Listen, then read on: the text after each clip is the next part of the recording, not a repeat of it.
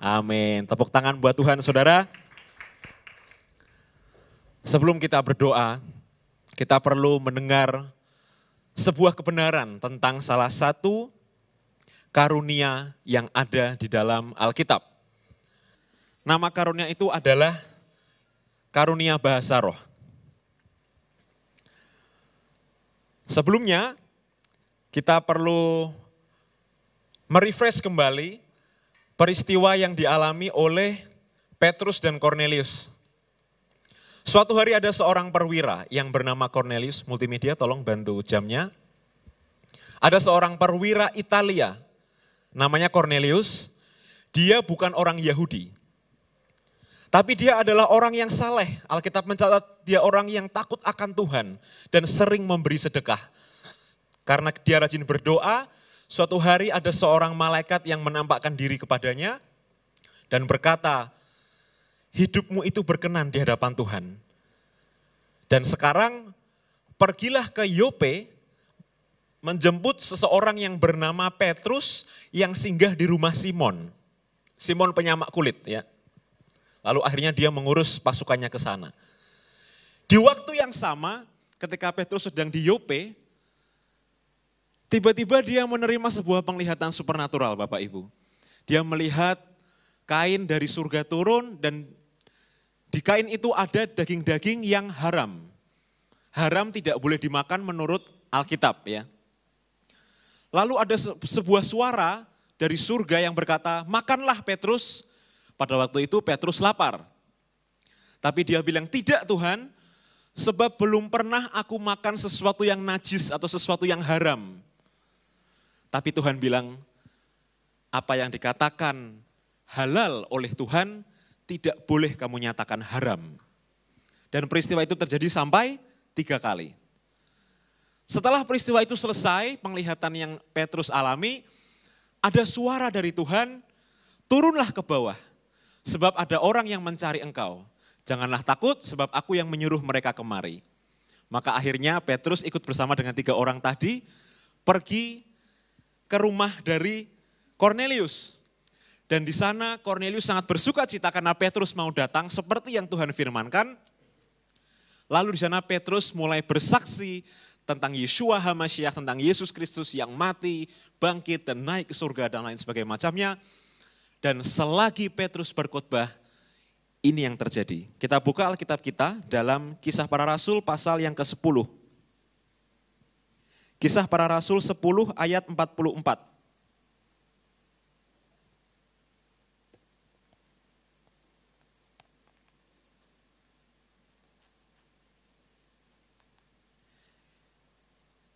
Kisah Para Rasul pasal 10 ayat 44 bisa ditampilkan. Kita akan baca sampai ayat 46. 44 saya akan baca, 45 silahkan Bapak Ibu, 46 kita akan baca bersama-sama. Ya. Kisah Para Rasul 10 ayat 44, demikianlah firman Tuhan. Ketika Petrus sedang berkata demikian, turunlah Roh Kudus ke atas semua orang yang mendengarkan pemberitaan itu. 45.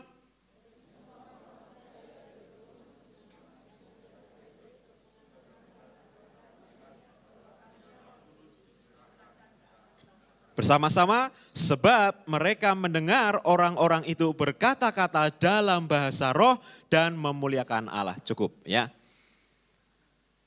Oke. Jadi dari sini kita belajar bahwa ketika Petrus sedang berkata-kata memberitakan Injil tentang Yesus, lihat apa yang terjadi, karunia Roh Kudus, 45 di kalimat yang terakhir itu, karunia Roh Kudus dicurahkan ke atas bangsa-bangsa lain juga. Jadi ini mengubah paradigma para murid karena peristiwa Pentakosta di loteng Yerusalem hanya untuk murid-murid. Api Roh Kudus itu hanya untuk orang-orang Yahudi, hanya untuk orang-orang percaya kepada Yesus. Lalu lewat penglihatan Petrus dia menerima sesuatu yang dalam tanda kutip haram. Kenapa haram? Karena haram bagi seorang Yahudi untuk mengunjungi rumah yang non-Yahudi. Tapi ketika Tuhan bilang, kamu tidak boleh katakan haram apa yang buat Tuhan halal, maka akhirnya dia mengerti bahwa ternyata Roh Kudus dan karunia-Nya juga akan dicurahkan untuk orang-orang non-Yahudi, untuk bangsa-bangsa lain. Dan ayat 46 mereka berkata, mereka mendengar orang-orang itu, Kornelius dan segala pasukannya, berkata-kata dalam bahasa roh dan memuliakan Allah. Sekarang kita buka 1 Korintus pasal 12. 1 Korintus pasal 12 ayat 10. Apa itu bahasa roh? 1 Korintus 12 ayat 10. Saya baca ayat 10, Bapak Ibu ayat 11. Ya. Kepada yang seorang roh memberikan kuasa untuk mengadakan mujizat, dan kepada yang lain ia memberikan karunia untuk bernubuat. Dan kepada yang lain lagi ia memberikan karunia untuk membedakan bermacam-macam roh. Kepada yang seorang ia memberikan karunia untuk berkata-kata dengan bahasa roh, dan kepada yang lain ia memberikan karunia untuk menafsirkan bahasa roh itu. Ayat 11, dikerjakan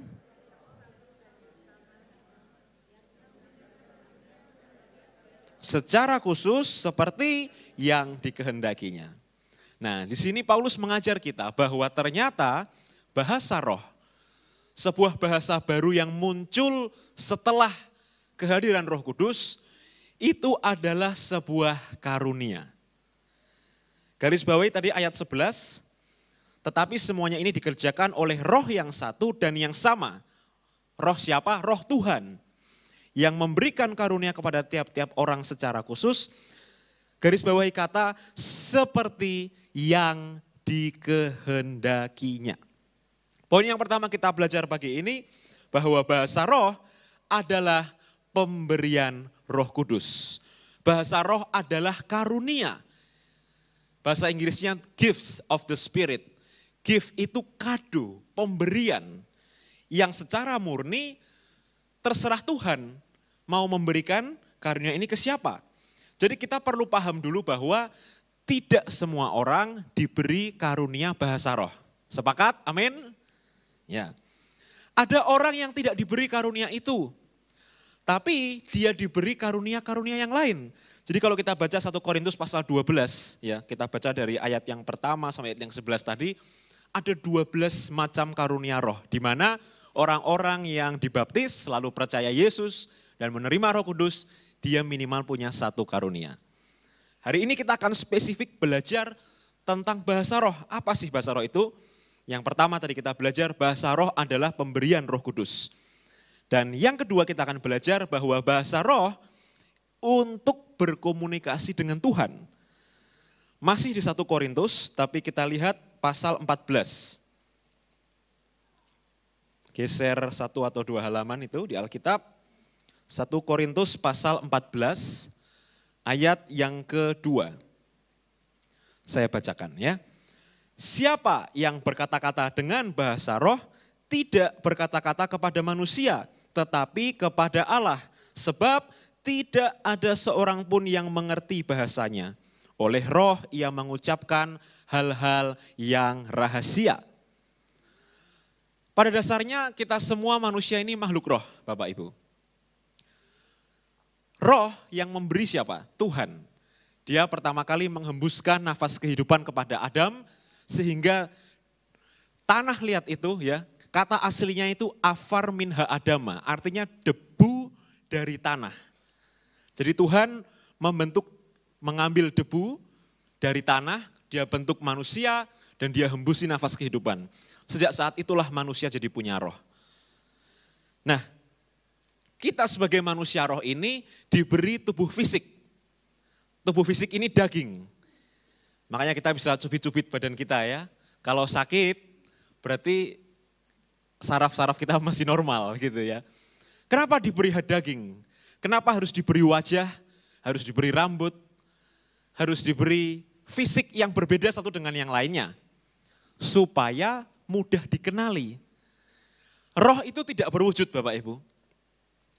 Roh itu tidak berwujud. Dan roh tidak bisa dilihat dengan mata jasmani.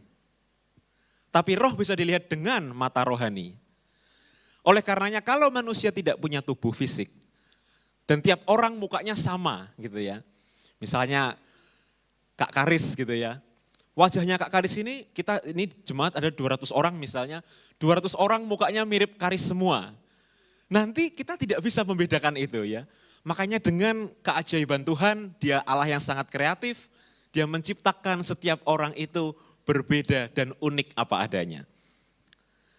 Nah, karena diri kita, tubuh kita ini terdiri dari tubuh, jiwa, dan roh, maka roh kita perlu untuk berkomunikasi dengan Tuhan. Sang pemberi roh itu. Tuhan sebagai pencipta, Dia adalah sumber atau pusat dari segala kehidupan dan roh. Dalam bahasa Ibrani dikatakan ruach Elohim, ruach artinya roh, Elohim Tuhan. Nah, gimana cara kita manusia roh berkomunikasi dengan roh Tuhan? Kalau kita berdoa, di Indonesia kita bicara doa bahasa Indonesia, Tuhan tahu. Tapi di Amerika, orang-orang jemaat di sana bicara dan doa dalam bahasa Inggris, Tuhan juga tahu. Tapi yang unite, sebuah bahasa yang menyatukan, yang universal adalah bahasa roh. Bahasa kita di bumi ini keluarnya lewat mulut. Maka ketika kita berdoa dalam bahasa roh, mulut rohani kita lah yang berdoa dan berkomunikasi dengan Tuhan. Dan tadi di pasal 14 ayat yang kedua Tuhan berkata, Paulus berkata, siapa yang berkata-kata dengan bahasa roh tidak berkata-kata kepada manusia, tetapi kepada Allah. Di sini kita tahu bahwa ternyata mulut kita ini terbatas. Mulut kita yang isinya daging ini tidak bisa berkata-kata kepada Allah dengan sempurna. Doa-doa yang kita panjatkan ini tidak sempurna. Tapi dengan bahasa roh, maka roh itu yang menyempurnakan kita. Sebab tidak ada seorang pun yang mengerti bahasanya. Enggak ada yang mengerti bahasa roh.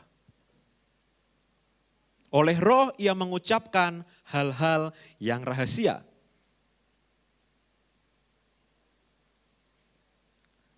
Poin yang ketiga, bahasa roh adalah untuk membangun manusia roh kita. 1 Korintus pasal 14 ayat yang keempat. Masih di pasal yang sama kita lihat ayat yang keempat. Siapa yang berkata-kata dengan bahasa roh, ia membangun dirinya sendiri. Tetapi siapa yang bernubuat, ia membangun jemaat. Di sini Paulus mengajar kita bahwa kita perlu membangun diri kita sendiri. Penting bagi kita untuk membangun manusia roh kita. Karena yang butuh makanan, yang merasakan lapar dan haus, bukan hanya tubuh jasmani kita, tapi juga manusia roh kita. Butuh makanan rohani, butuh minuman rohani. Jadi kalau Anda lihat ya, binaragawan itu, bodybuilder itu, badan, otot semua, perut kotak-kotak ya, isi 6 kayak roti sobek itu. Bayangkan bahwa manusia roh kita juga perlu berotot. Manusia roh kita juga perlu punya tubuh yang kuat, yang perlu makanan yang bergizi. Dari mana makanan-makanan yang bergizi itu? Dari firman Tuhan. Ada doa sekolah minggu yang tidak boleh kita lupakan ya di pikiran kita. Baca kitab suci, doa tiap hari, kalau mau tumbuh itu ya. Sudahkah Anda mempraktekkan itu setiap hari? Sudahkah Anda berdoa, membaca Alkitab dan bermazmur bagi Tuhan setiap hari? Atau jangan-jangan cuma seminggu sekali kalau di gereja? Kita manusia makan 2 sampai 3 kali sehari. Bahkan ada teman saya yang oversize makannya sampai 4 kali. Dengan begitu, tubuh akan punya energi, akan punya lemak yang kemudian diolah menjadi energi untuk beraktivitas. Orang-orang busung lapar itu yang perutnya besar tapi kurus kering kelihatan tulangnya, dia tidak punya energi untuk diolah, tidak punya semangat. Nah ketika tubuh fisik kita itu ketika tubuh rohani kita mengalami yang namanya busung lapar, karena cuma diberi makan seminggu sekali pada hari Minggu di gereja, maka itu akan berpengaruh terhadap semua kegiatan kehidupan kita sehari-hari. Perhatikan ya saudara, orang yang tubuh rohnya lemah, sudah pasti jiwa dan fisiknya lemah. Ini betul, sekali lagi saya ulang, orang yang tubuh rohnya lemah, sudah pasti jiwa dan tubuhnya lemah. Tapi orang yang rohnya kuat, sudah pasti tubuh dan jiwanya kuat. Coba kita refleksikan kata-kata ini, kita renungkan. Apakah selama ini kita itu sudah punya stamina rohani yang kuat? Atau kita punya stamina rohani yang seperti zombie? Zombie rohani, Abuna bilang. Kadang-kadang rohnya menyala-nyala, kadang-kadang padam. Kadang-kadang semangat mencari Tuhan, kadang-kadang tidak semangat.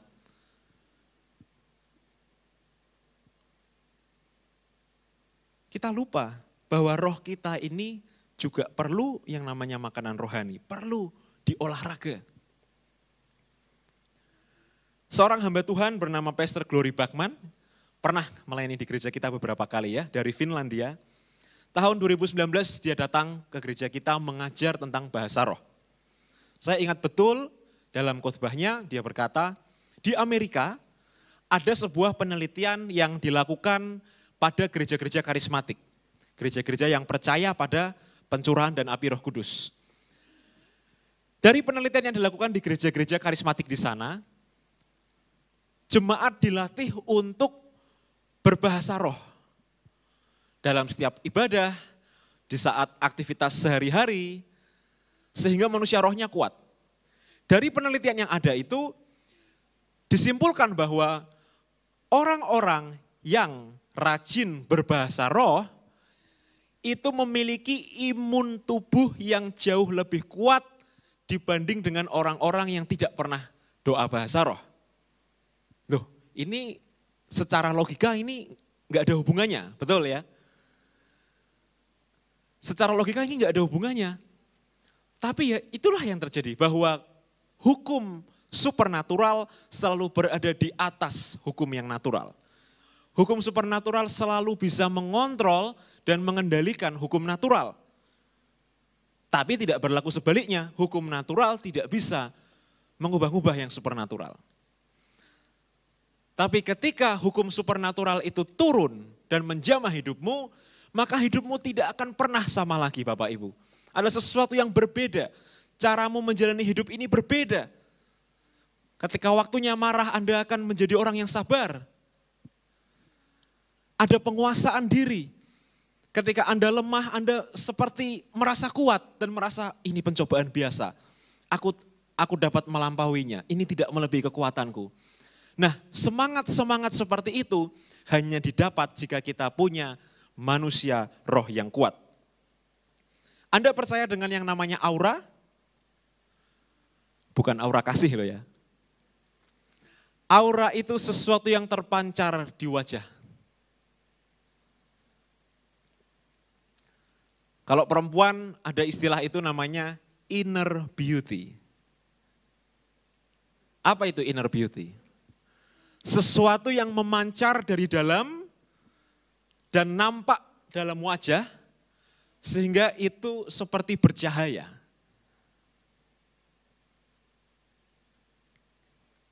Ada seorang sahabat saya, Rudi, dia berkata seperti ini Bapak Ibu. Kita kalau melihat cewek itu, lihat hatinya. Wis. Dia sekarang adalah orang nomor 1 yang paling suka menghina saya Bapak Ibu. Karena dia sudah tunangan dan saya belum gitu ya. Jadi dia semangat sekali kalau menceramahi saya gitu ya. Tapi saya pikir-pikir yang dia katakan ini benar. Jangankan cewek, cowok pun juga punya inner handsome. Cowok-cowok, bapak-bapak katakan amin. Nah, iya. Kalaupun kulitnya hitam gosong, tapi kalau memancarkan kemuliaan Allah, kita itu tetap mempesona. Amin. Nah pertanyaannya, Dari mana inner beauty itu? Inner handsome itu dari mana datangnya? Abu ini selalu berkata, Mama ini make up kalau acara-acara besar, acara-acara penting aja. Kalau enggak usah lah. Karena Mama ini punya inner beauty. Wah, pede sekali gitu ya. Tapi betul, kita harus percaya diri bahwa dalam diri kita itu memancarkan kehidupan. Amin. Bagaimana kita berdoa, kita minta wajah kita memancarkan kehidupan kalau hati kita jorok. Bagaimana kita doa minta wajah kita memancarkan kemuliaan Allah kalau hati kita dalam roh kita tidak ada kemuliaan Allah. Maka ini menjadi refleksi penting kita pagi ini Bapak Ibu. Inner beauty atau inner handsome, wajah yang bercahaya itu muncul dari roh yang kuat. Coba sekarang lihat wajah kanan kirimu, kasih senyum. Sudahkah Anda memancarkan kemuliaan Allah? Amin, harus amin ya. Kesimpulan, kita harus menjadikan bahasa roh sebagai lifestyle baru kita. Karena kita butuh tubuh rohani dan tubuh jasmani yang kuat dan yang seimbang. Sebelum kita baca ayat yang terakhir, saya ingin Bapak Ibu membayangkan. Penelitian membuktikan bahwa, saya sebut merek. Hotman Paris membuktikan bahwa laki-laki yang tidak six pack lebih digemari daripada laki-laki six pack. Betul ya, dan Hotman Paris selalu bilang seperti ini. Saya pikir-pikir juga benar gitu ya. Karena menurut penelitian, orang-orang yang six pack itu, yang badannya seksi itu, biasanya loh ya, bukan berarti semua, dia tidak melatih atau mengasah otaknya, talentanya yang lain, seninya, seperti itu. Tapi penelitian juga membuktikan orang-orang yang terlalu pintar di sekolah, orang-orang yang jenius, orang-orang yang punya talenta, kecerdasan, kepintaran, dan talenta-talenta yang lain lah. Biasanya loh ya, tidak memiliki fisik yang sehat. Tidak memiliki fisik yang kuat. Maka dalam hidup ini kita perlu yang namanya keseimbangan Bapak Ibu. Keseimbangan artinya apa? Kita harus punya tubuh fisik yang kuat dan yang sehat. Dan kita juga punya tubuh rohani dan tubuh jiwa yang sehat. Itu penting. Dan berapa banyak orang gak sadar? Berapa banyak orang Bapak Ibu di sini ya, kalau saya minta pengakuan dosa, makanan kotor apa yang Anda makan sebulan terakhir, pasti satu orang itu nggak akan selesai 2 jam ya. Tanpa sadar kita makanan kita itu makanan-makanan yang jorok, junk food, makanan-makanan instan. Sehingga akhirnya kita tidak lagi makan fresh food, makanan-makanan jorok yang seharusnya tidak diciptakan untuk dimakan, kita makan, sehingga akhirnya membuat imun kita lemah. Nah, maka ketika kita mulai sadar membangun kesehatan yang baik, kesehatan itu investasi loh Bapak Ibu. Kesehatan adalah investasi. Katakan amin. Saya bukan mau jualan asuransi, tapi saya mau mengajak Bapak Ibu, ayo jaga kesehatan. Apa gunanya kita menikmati berkat Tuhan kalau tubuh kita sakit? Tidak ada gunanya. Tapi kalau kita punya tubuh yang sehat, dan kita punya jiwa dan roh yang sehat, maka itu yang harus kita kejar. 1 Korintus 14 ayat 14 sampai 18. Sebab jika aku berdoa dengan bahasa roh, maka rohkulah yang berdoa, tetapi akal budiku tidak turut berdoa. Jadi apakah yang harus kubuat? Aku akan berdoa dengan rohku, tetapi aku akan berdoa juga dengan akal budiku. Aku akan menyanyi dan memuji dengan rohku, tetapi aku akan menyanyi dan memuji juga dengan akal budiku. 16, sebab jika engkau mengucap syukur dengan rohmu saja, Bagaimanakah orang biasa yang hadir sebagai pendengar dapat mengatakan amin atas pengucapan syukurmu? Bukankah ia tidak tahu apa yang engkau katakan? 17. Sebab sekalipun pengucapan syukurmu itu sangat baik, tetapi orang lain tidak dibangun olehnya. Ayat 18, aku mengucap syukur kepada Allah bahwa aku berkata-kata dengan bahasa roh lebih daripada kamu semua. Di sini Paulus mengingatkan kita bahwa penting bagi kita untuk membangun manusia roh dengan berdoa dengan bahasa roh. Tetapi ada yang namanya prinsip keseimbangan, di mana kita berdoa dengan roh, tapi kita juga berdoa dengan akal budi. Sebab kalau kita hanya bahasa roh, maka akal budi kita tidak ikut berdoa. Kalau kita hanya berdoa dengan akal budi, roh kita tidak ikut berdoa. Ayat 18 itu penting sekali, garis bawahi. Aku mengucap syukur kepada Allah bahwa aku berkata-kata dengan bahasa roh lebih daripada kamu semua. Artinya Paulus itu berdoa dalam bahasa roh jauh lebih banyak daripada kata-kata yang dia ucapkan dalam sehari. Artinya apa? Di waktu luangnya, ketika dia menulis surat-surat untuk jemaat-jemaat di Efesus, jemaat-jemaat di Korintus, dia berdoa dalam bahasa roh. Dan ketika dia berdoa dalam bahasa roh, ada pewahyuan, ada revelation yang turun ke atasnya. Dan ini sudah saya praktekkan, saudara. Sebelum saya menyiapkan firman, saya berdoa saat teduh pribadi di kamar, penyembahan sendiri, berdoa dengan akal budi, juga berdoa dengan bahasa roh, dan pewahyuan itu turun. Jadi Paulus ingin agar kita menjadikan bahasa roh itu sebagai lifestyle, gaya hidup yang baru, dimanapun dan kapanpun, agar kita punya manusia roh yang kuat. Pemain musik maju ke depan. Suatu hari saya pergi ke Surabaya, bulan kemarin, lalu dalam perjalanan itu, saya ingin menjemput saudara saya yang tinggal di Surabaya.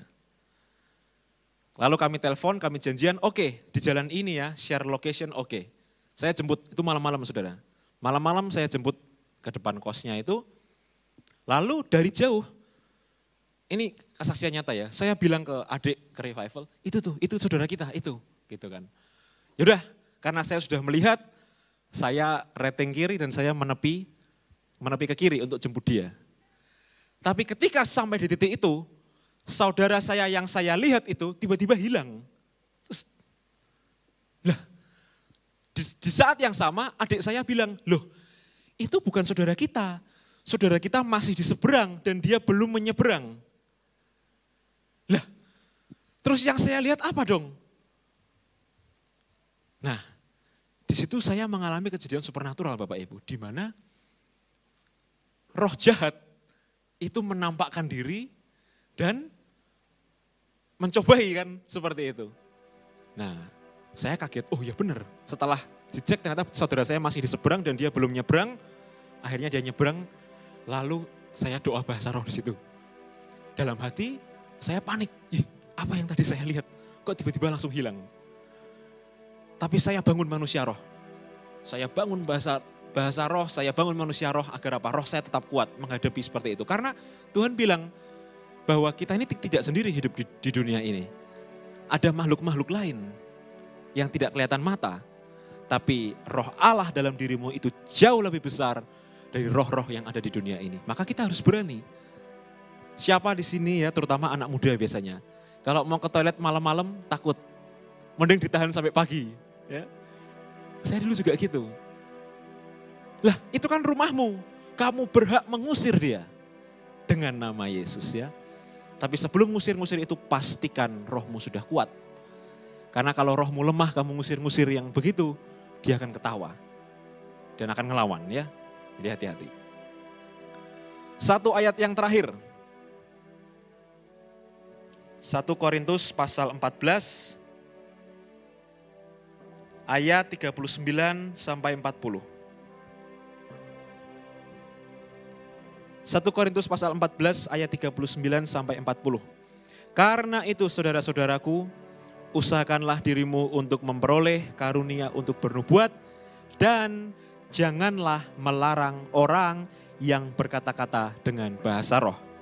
Ayat 40, tetapi segala sesuatu harus berlangsung dengan sopan dan teratur.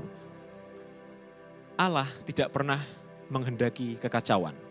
Dia selalu menginginkan ada yang namanya keteraturan dan damai sejahtera. Oleh karena itu, seperti yang Paulus ajarkan, dalam ibadah-ibadah kita tidak hanya berdoa dalam bahasa roh, tapi kita gabungkan doa dengan akal budi, memuji dan menyembah Tuhan dengan kata-kata, dengan akal budi kita, tapi kita juga memuji dan menyembah Tuhan dengan roh kita. Dan dengan demikian, maka segala sesuatu akan terjadi dengan sopan dan teratur. Mari kita sama-sama bangkit berdiri Bapak Ibu. Yang pertama, kalau kita ingin mengalami yang namanya perjumpaan pribadi dengan Tuhan, kita perlu membuka hati kita. Roh Kudus tidak bisa masuk ke dalam diri orang yang hatinya keras. Roh Kudus tidak bisa masuk dan menjamah orang yang menolak dia atau yang menutup hatinya. Tapi ketika kita mau membuka hati kita dan kita mau berkata, Tuhan jamah aku, Roh Kudus penuhi aku. Itu adalah jalan yang terbuka dengan lebar bagi dia untuk masuk dan mengubah dan menjamah hidupmu.